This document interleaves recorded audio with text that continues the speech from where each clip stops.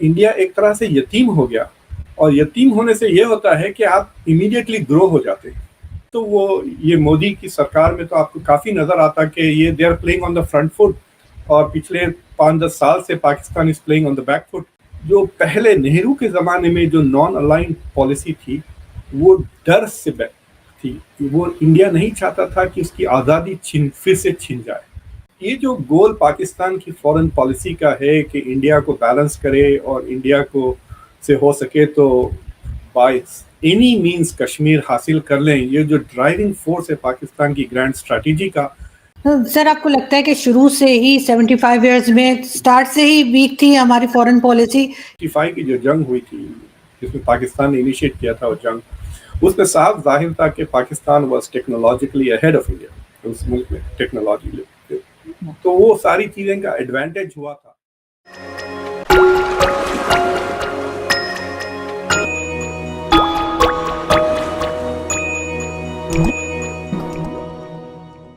پاکستان کی جو میں فورن پالیسی کے بارے میں سوچتا ہوں کہ پچھلے 10-20 سال سے، اور یا کہیے کہ تقریباً 30 سال میں پاکستان بغیر تفصیل کے نہیں رہتا، اسے محرم کی ضرورت پڑ گئی ہے.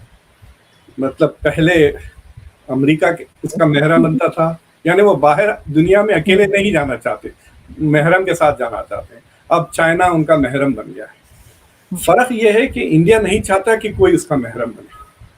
دیٹ از دا سب سے بڑا ڈفرینس. اور پچھلے جو 10-15 سال میں انڈیا کی فورن پالیسی، خاص طور سے 1990 سے، جب سے 1991 میں جو سوویت یونین کا کولیپس ہوا، مجھے لگتا کہ انڈیا ایک طرح سے یتیم ہو گیا. اور یتیم ہونے سے یہ ہوتا ہے کہ آپ امیڈیٹلی گرو ہو جاتے ہیں. ورنہ اگر آپ 50 سال کی بھی ہیں تو آپ اپنے ابا سے پوچھتے ہیں کہ میں کیا کروں، لیکن اگر جب ابا خرچ ہو جاتے ہیں تو then you can do what you like. مطلب آپ تو انڈیا ایک دم 1991 کے بعد سے اکنامک لبرلائزیشن ہوا، انڈیا کی اکانومی تیزی سے بڑھتی گئی، اور اس سے انڈیا کی فورن پالیسی میں کانفیڈنس بڑھتا گیا. تو آپ نے دیکھا ہوگا کہ انڈیا نے جو ہے 1998 میں جو ٹیسٹ کیے تھے، اندرا گاندھی نے 1974 میں کہا کہ یہ پیسفل ٹیسٹ ہے، لیکن واجپئی نے کہا کہ no we are now a nuclear power. تو اس طرح سے ایک دم سڈن کانفیڈنس بڑھ گیا تھا. اور اب تو وہ یہ مودی کی سرکار میں تو آپ کو کافی نظر آتا کہ یہ they are playing on the front foot, اور پچھلے 5-10 سال سے Pakistan is playing on the back foot. تو یہ فرق تو ضرور ہے.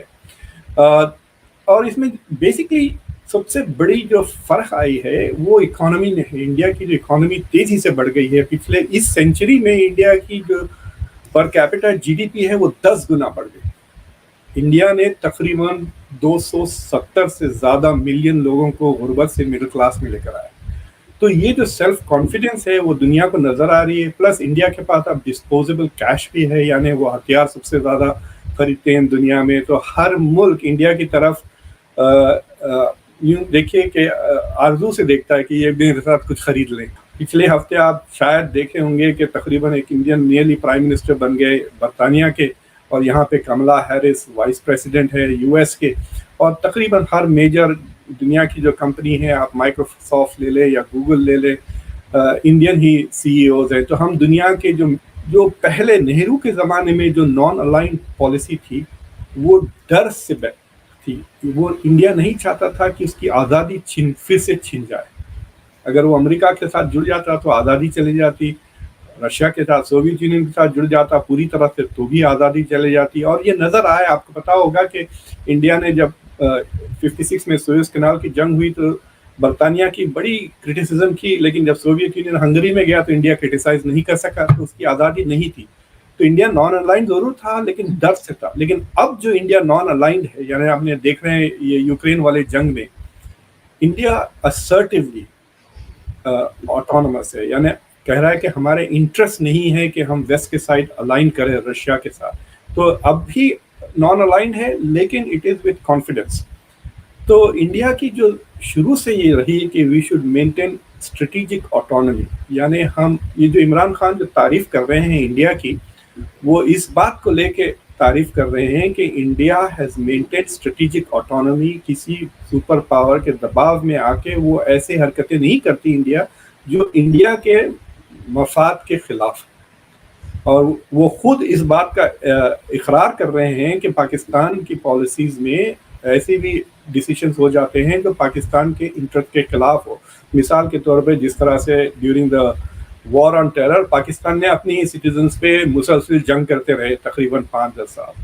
یہ جو گول پاکستان کی فورن پالیسی کا ہے کہ انڈیا کو بیلنس کرے اور انڈیا کو سے ہو سکے تو بائی اینی مینز کشمیر حاصل کر لیں, یہ جو ڈرائیونگ فورس ہے پاکستان کی گرینڈ اسٹریٹجی کا, وہ پاکستان کو دو چیزیں کرنے پہ مجبور ہوا ہے. ایک ایکسٹرنل ڈیپینڈنسی, اور دوسری چیز ہے کہ انٹرنل جو ڈیولپمنٹل کی ضرورتیں ہیں اس کو وہ اگنور کرتا ہے. آپ دیکھیں آپ کا پرسنٹیج آف جو اینول انکم جو ڈیولپمنٹ میں جاتی وہ کتنی کم ہے, اور جو غیر ضروری ڈیفنس میں جاتی وہ کتنی زیادہ ہے. اور جو ڈیفنس میں جاتی ہے it is not just helping Pakistani defence.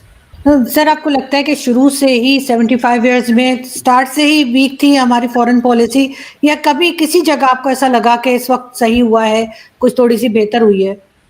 دیکھیے پاکستان کی جو geopolitics strategic geopolitical location ہے اس کو پاکستان نے کافی اچھا ایکسپلائٹ کیا.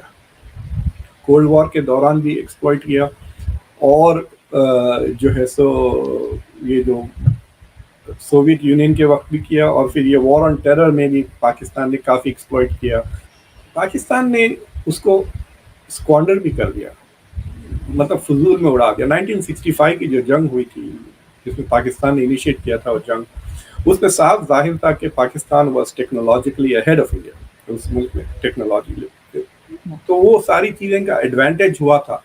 لیکن آئی تھنک پاکستان نے جو اپنے لیے گولز سیٹ کیے وہ تو اچیو کیے ہیں. It continues to balance India. انہوں نے نیوکلیئر ویپنز بھی حاصل کر دیا, become a nuclear power state, اور کسی نہ کسی طرح سے کوشش کر کے انہوں نے وہ دکان میں سے وہ گاڑی خرید لی نا, چیچا سے تھوڑے مانگ لیے, ادھر سے تھوڑے مانگ لیے, ادھر سے قرضہ لے لیا. تو بٹ دا پوائنٹ از کہ it has not help Pakistan. اور آپ دیکھ رہے ہیں مسلسل آپ کی اکانومی از گوئنگ ڈاؤن اور مقروض ہوتے جا رہا ہے ملک. تو فورن پالیسی کی گول سیٹنگ میں پرابلم ہے پاکستان کی.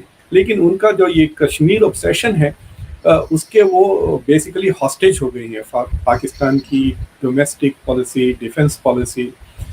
ہم لوگ مذاق سے کہتے ہیں کہ دنیا میں دو قسم کے ملک ہوتے ہیں. ایک وہ ملک ہوتا ہے جس کے پاس فوج ہوتی ہے, اور پھر دو ایسے ملک ہیں ترکی اور پاکستان جس میں فوج کے پاس ملک ہے. جو دونوں ملک نیوکلیئر پاور بن گئے اس کے بعد اب جنگ کا کوئی آپشن نہیں ہے. سو آلٹرنیٹیو مینس اسیمیٹریکل وارفیئر شروع ہو جاتی ہے, یعنی آپ انسرجنٹس کو بھیج رہے ہیں. تو جو کلچر ڈیولپ کر دیا ہے وہ انٹرنلی آ گیا ہے. جو آپ نے وائرل باہر جو وائرس پھیلانے کی کوشش کی وہ وائرس گھر میں واپس آ گیا ہے. ملک کو محفوظ کیسا کیا جائے اور اسے کیسے واپس ایسی پٹری پہ لے کر آئے کہ وہ پراسپرس ہو جائے. آپ دیکھیں اب اس ریجن میں پاکستان از ناٹ دا اگر 50s میں چلے جاتے ہیں آپ تو پاکستان کا شمار ایشین ٹائیگرز میں ہوتا تھا. آپ جا کے 1950s کا ایشین ٹائیگرز کا لٹریچر پڑھیں, 8-9% کا ایوب خان کے زمانے میں پاکستان کی اکانومی واز بومنگ, جب انڈیا کا ہندو ریٹ آف گروتھ تھا 3.5%. تو Pakistan was the fastest growing. Sri Lanka تو چھوٹا سا ملک ہے, لیکن اب دیکھیں آپ بنگلہ دیش انڈیا کے بعد نام آتا ہے پاکستان کا in terms of per capita income, G D P, growth rate وغیرہ.